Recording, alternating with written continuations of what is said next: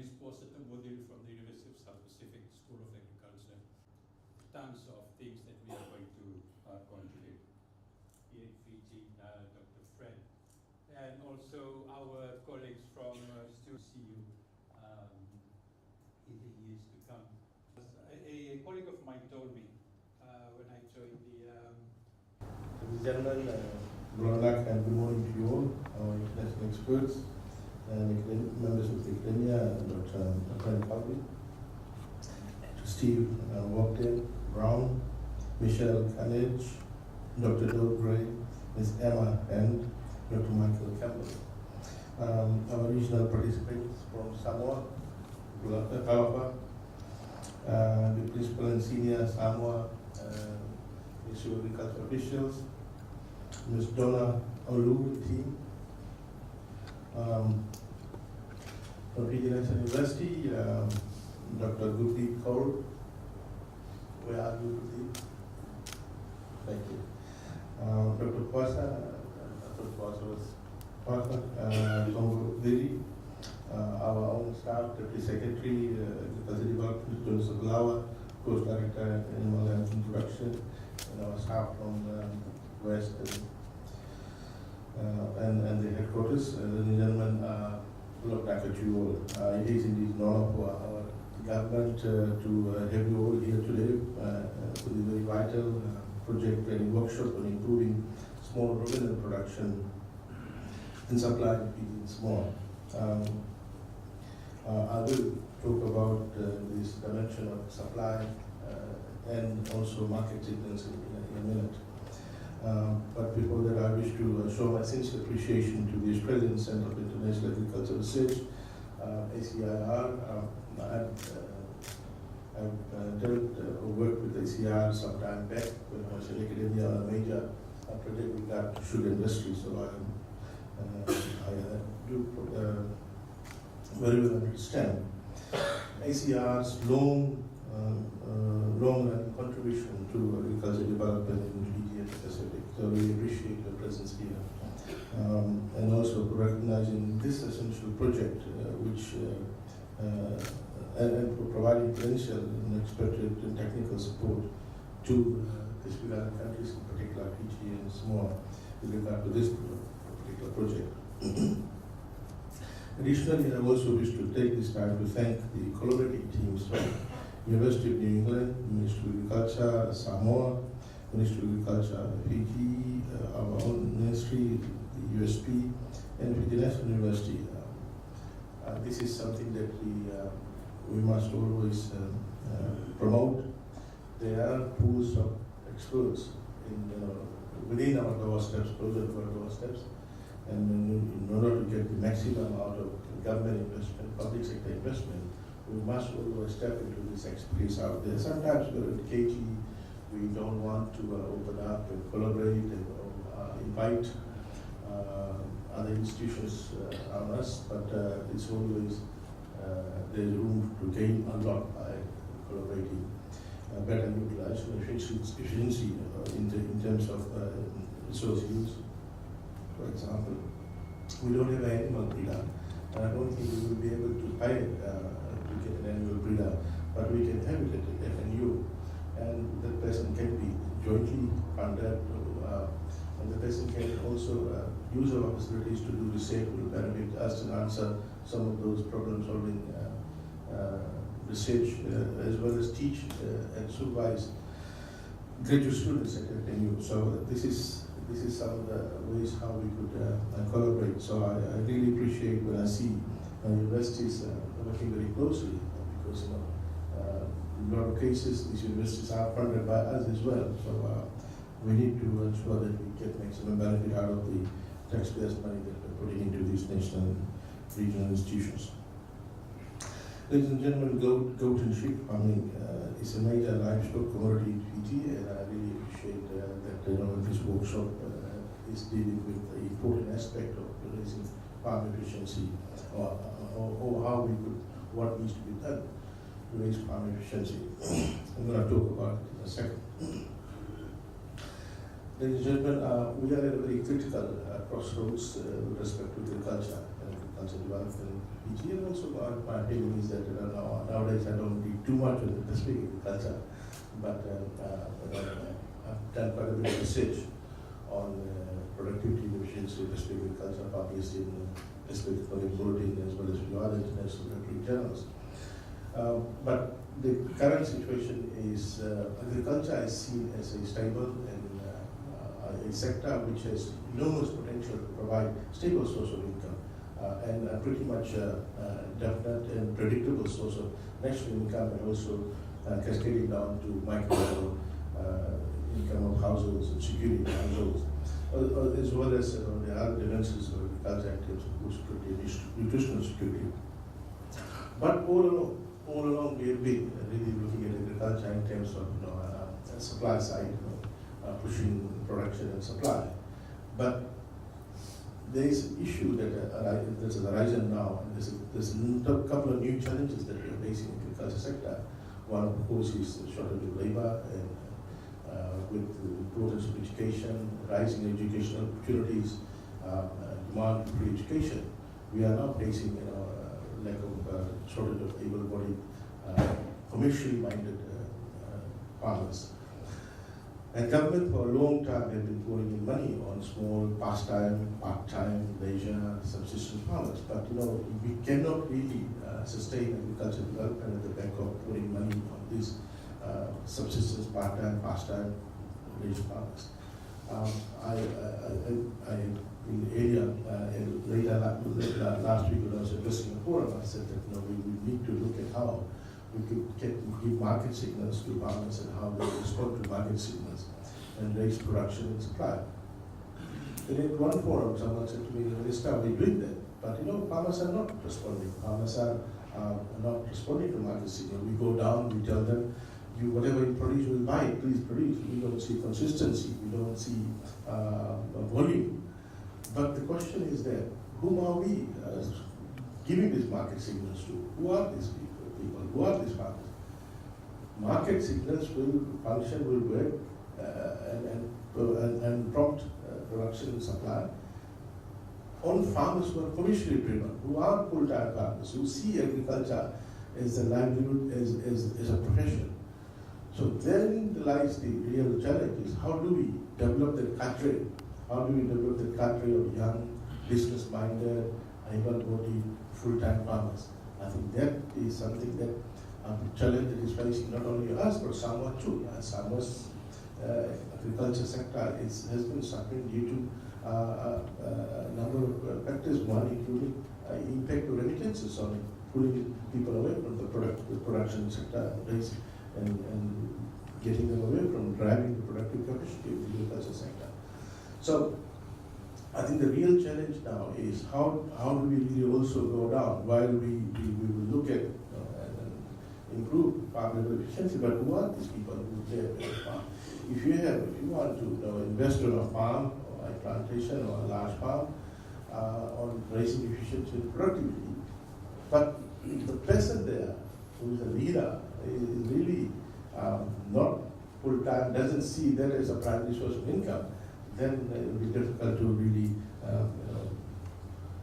expand as well as raise efficiency and productivity. I think that is something that we need to look at. Then the other challenge that we are facing now, which I've been mulling over the last 7 weeks, we are developing a new proposal about really going and expanding agriculture at the ground level in terms of bringing new land under production. The issue of environment.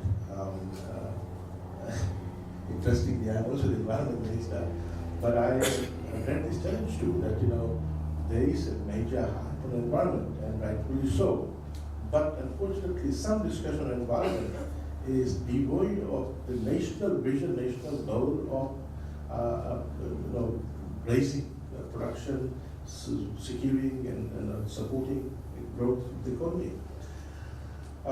So there is a challenge there that if you want to bring in new land under production, there will be issues with environment. How do we manage that? How do we reconcile that? So that is something that we'll have to deal with.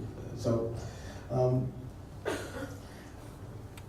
while we have this, there are other external, internal threats.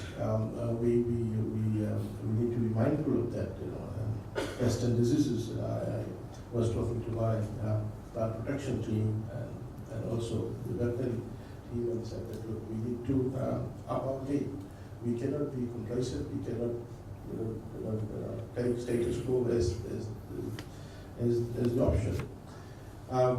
There are a lot of challenges which can really devastate the entire agriculture sector. Look at now what's happening with regard to the spread of termites. It is now getting into the agriculture sector. I was talking to our entomology team that now we will have to take the lead. We cannot just basically depend on biosecurity. So these challenges are now complicating our quest to move and develop agriculture sector. The equation is not that neat. There is no textbook solution. There is no template that will help you move and grow agriculture. You will need to look at solutions outside the textbook that you've been through. And I urge my staff always, I urge them that you won't find a solution out there, that you just pick it up off the shelf. You will have to work hard. You have to go beyond the standard solutions and templates that we have. I note that this workshop has recognized the importance of goat and sheep industry in Fiji. We are importing about 99% of their meat. We need to raise production. We are losing a lot of our reserves. We need to expand sheep production. The question is why? For so long we have had this sheep breeding program, but why hasn't really this sector taken up, grew to the level that we would want to? Goat also plays a very important role, particularly in ceremonies and special events. We're also importing goat meat. Now, while we, in the national economic level, we are not really pushing towards an import substitution agenda, but what we are saying is that there may be areas where we have an advantage. At the regional level, there are demand for agricultural land moving into non-ag sector. And that creates room for us to really develop primary products and take advantage of that particular change in the national regional scene. So I think there's huge potential for us in terms of raising production.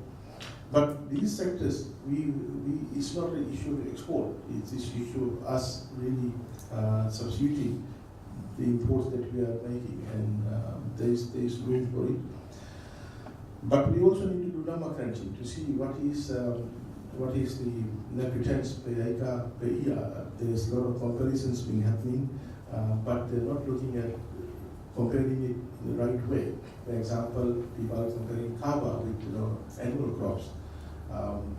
They're comparing livestock which are long-tail, comparing with other crops, so livestock which are in a shorter time.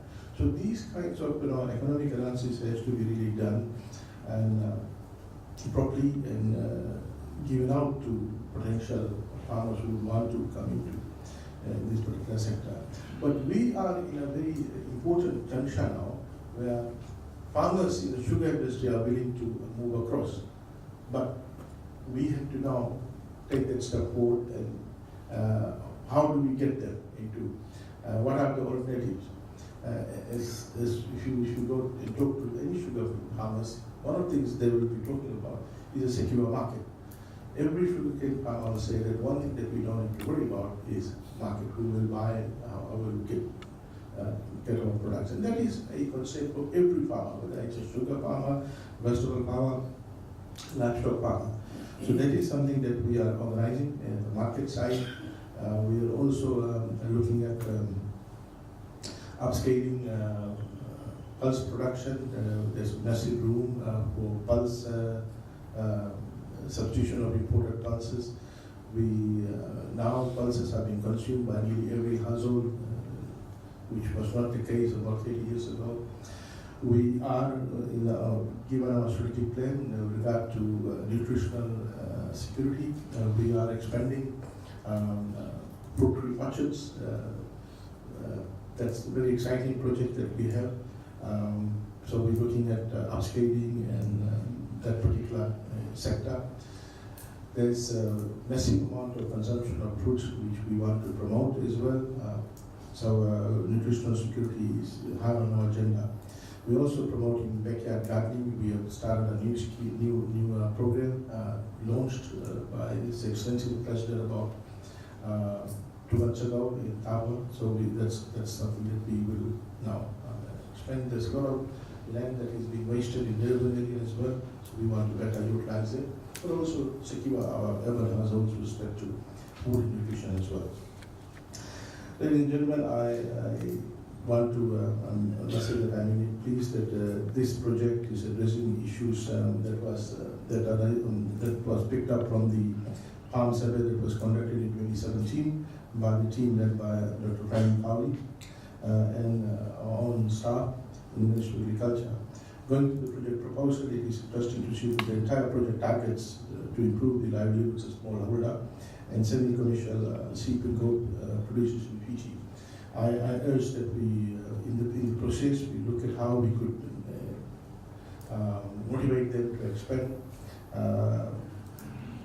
expand them in terms of production, also and get them to think commercially. With agricultural ventures which require a large amount of land, expansion over a short period of time will not be possible. So that is something that we should be mindful of. But we still have massive amount of land which could be utilized for livestock production, and that is something that we are now planning and organizing. Where there's a setback with respect to dairy and cattle that we are not able to export at the moment due to disease risk. But we're looking at other ways of how we will do that, because we want to substitute our low-yielding breeds that we have both in beef as well as dairy. We are at the moment looking at the longer-term strategy where we are getting embroilers, fertilized embryo, and inseminating it in female in cows and then giving birth. But that will take time before we get sufficient numbers to give it out to the farms. What I urge here is that in this process, we also look at not only farm level efficiency raising, but also look at how infrastructure improvements and could result in will of course contribute to improvement in farm level efficiency. So I do hope that some portion of funds will be set aside to assist the farmers in terms of improving the infrastructure, particularly development of paddocks, improvement of pasture,